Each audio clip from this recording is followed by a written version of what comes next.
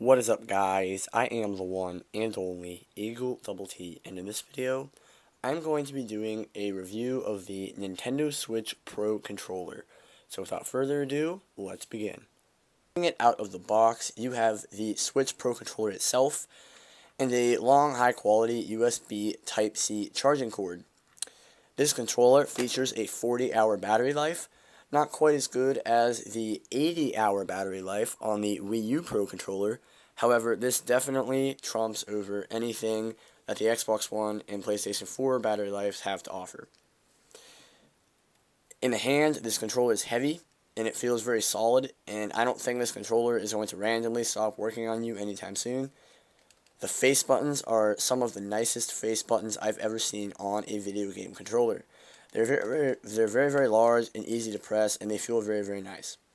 The D-pad is a high-quality, classic Nintendo D-pad that feels nice to press, and it just feels very nice. The joysticks are great. They are very smooth. There's absolutely no dead zone in them whatsoever, and my thumbs have had no problem with slipping off just for no reason. Whenever I get sweaty, my thumbs still seem to stay on the controller just fine. You have a plus and a minus button, mostly used for checking stats in like Mario Kart, for example, and pausing games.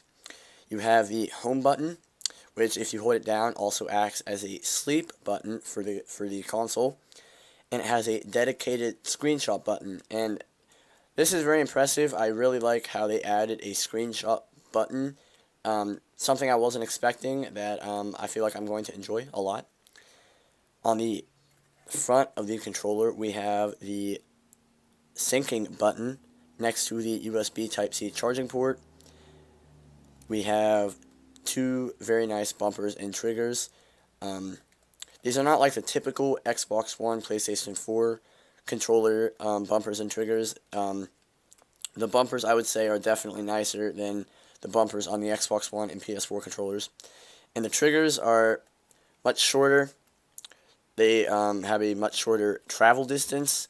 However, they do feel very nice. They're very comfortable, and I really enjoy using them in games such as Mario Kart 8, Splatoon. It's very nice. Now, one thing that does bother me about this controller is that it does not have a headphone jack. The Wii U Pro controller did not have a headphone jack as well, and I was kind of surprised that they did not add one into this controller, because that would have been a very nice addition, especially since the Nintendo Switch is supposed to be a big step up compared to the Wii U in terms of online play, connecting with your friends, that sort of thing. Last but not least, we have the comfort of the controller. I was really feeling like whenever I got this controller, it wouldn't be that comfortable, but I was definitely wrong. This is a very comfortable controller.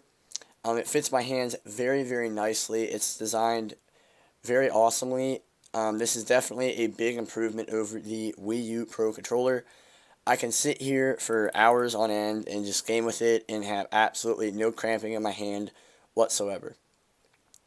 So my verdict for this controller: it's a very high quality controller. All the buttons, the joysticks, the triggers, the D-pad, etc. seem very nice. It's a very comfortable controller with a very long 40-hour battery life. The one thing that does bother me is that it does not have a headphone jack, but I would say that's the only downfall of this controller.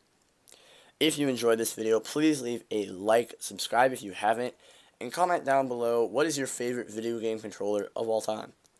I am the one and only Eagle Double T signing off. Goodbye.